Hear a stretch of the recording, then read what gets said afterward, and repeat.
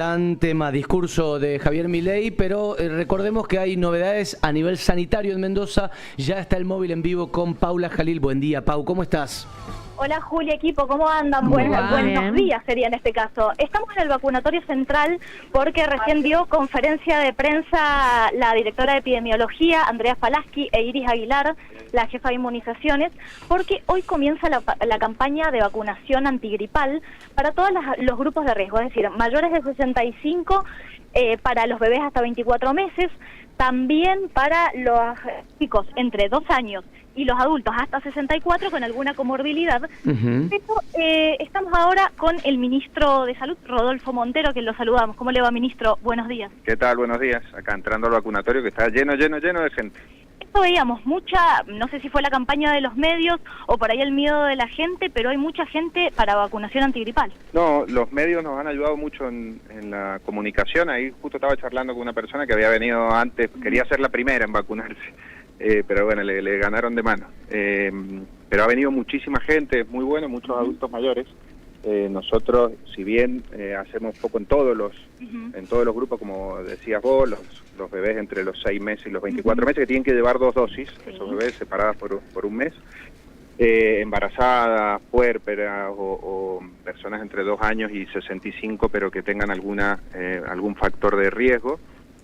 Hacemos muchísimo foco en los adultos mayores, que siempre logramos menores tasas de cobertura en la vacunación, y son un grupo de población que siempre sufre muchísimo la gripe, así que comunicamos y tratamos de llamarlos a todos los adultos mayores, toda persona mayor de 65 que se vaya vacunando para estar prevenidos durante todo el año, sobre todo cuando empieza a entrar la gripe y está también el subclado K, que es bastante más contagioso, no tiene gravedad, así que hay que llevarle tranquilidad a la población, pero bueno, es más contagioso, así que probablemente lo suframos un poco más. Le cambio de tema un minuto porque está este tema del test a las embarazadas con droga. ¿Qué porcentaje tienen de bebés nacidos con algún consumo y cómo ven este tema de los test? Bueno, estamos empezando a hacerlo firmemente en todas las maternidades. El año pasado nosotros anunciamos que íbamos a empezar porque notábamos un incremento de la positividad. No lo hacíamos a todos los bebés de las neos, pero habíamos empezado a notar un incremento en la positividad de tóxicos positivos en los bebés. Ahora estamos en índices entre el 10 y el 14%, dependiendo de la neonatología, es decir, de todos los bebés que están internados en neo, entre el 10 y el 14 tienen tóxicos positivos en sangre. Quiere decir que su mamá tenía algún problema de consumo y por eso el bebé tiene positivo, con lo cual son datos alarmantes como sociedad y que tenemos que tomar rápidamente las riendas, digo todos, los papás, las mamás y el Estado acompañando esa situación. Nosotros hemos diseñado un programa bastante ambicioso, sobre todo para hacer detección temprana, para hacer acompañamiento sin condenar, sin perseguir, sino más bien acompañar a esas mamás que están con alguna problemática de consumo, que normalmente además es más amplia que solo el consumo. Pauli. Sí, Juli, ahí te escucha si querés, Rodolfo. Gracias. Ministro, ¿cómo va? Muy buen día. Julián, ¿cómo te va? Buen día. Muy bien, gracias por recibirnos. ¿Qué se hace en ese acompañamiento? ¿Cómo es el acompañamiento una vez que detectan sustancias, sea en la madre o sea en el bebé? Lo primero de todo es detectar, por eso armamos un plan en todos los centros de salud y en los hospitales públicos para ofrecer, es voluntario lógicamente, el test de tóxicos para la mamá. Muchas veces o no toman conciencia o a veces son tóxicos positivos porque en la casa se consume o se prepara y entonces también se inhala de alguna manera. Entonces lo primero que hacemos es intentar tomar conciencia de que efectivamente hay tóxicos en sangre y a partir de ahí se inicia, cuando hay positividad, un seguimiento de esa mamá, un acompañamiento para que se siga haciendo los controles, para abordarla con el equipo de salud mental, intentar controlar los riesgos, digamos. Sí. No se puede prohibir, obviamente, no tenemos esa potestad, pero sí hacemos acompañamiento con los equipos de salud mental, con los trabajadores sociales, con los agentes sanitarios, intentamos que la mamá respete todos los controles del embarazo para minimizar el impacto sobre los bebés. ¿Cómo es eso de en la casa se prepara? ¿Tienen positivamente, taxativamente, que hay preparación de cocaína en algunas casas de Mendoza y que producto de inhalación de esos, no sé, efluvios, hay bebés contaminados?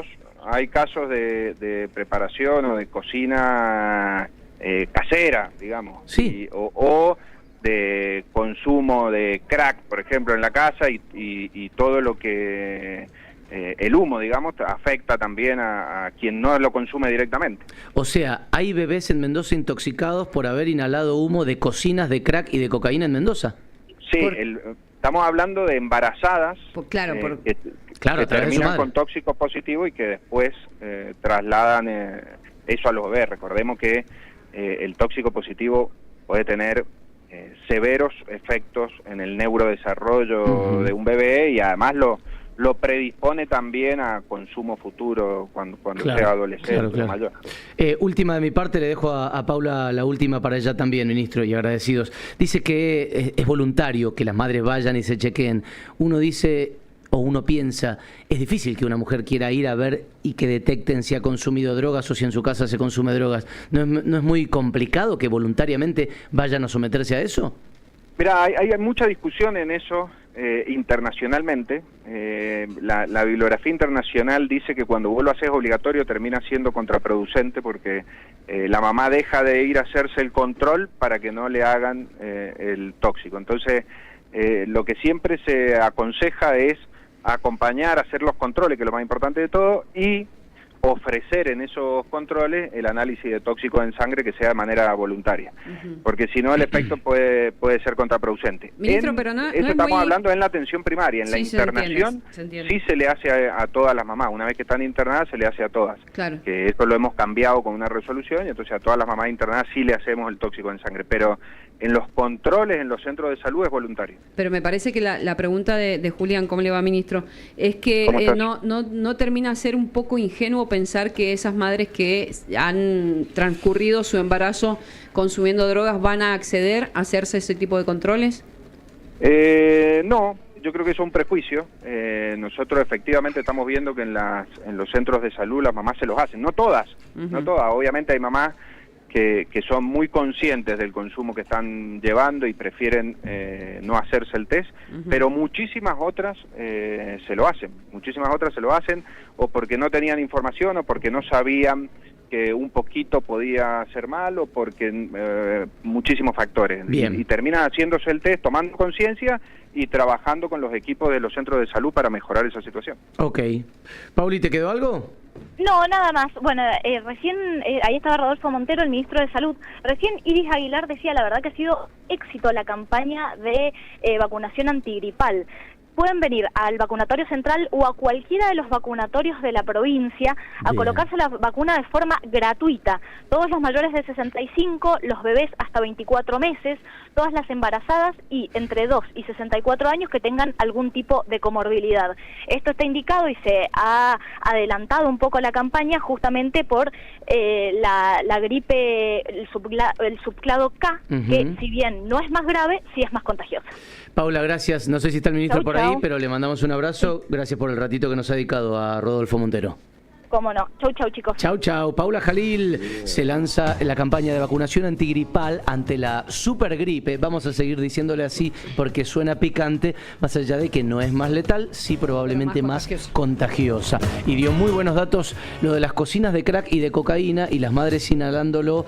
Probablemente fuese una obviedad, pero a mí me llamó la atención mucho. Por lo menos así no se había dicho antes. Sobre todo porque más allá de los positivos de los bebés, eso te está mostrando que hay como un avance del consumo, un aumento del consumo de esas madres gestantes. Totalmente, es que es doble. Claro. Porque es mientras la preparan y después si es que la consumen, que muy probablemente si la preparan se consuman. Bueno, 10:28.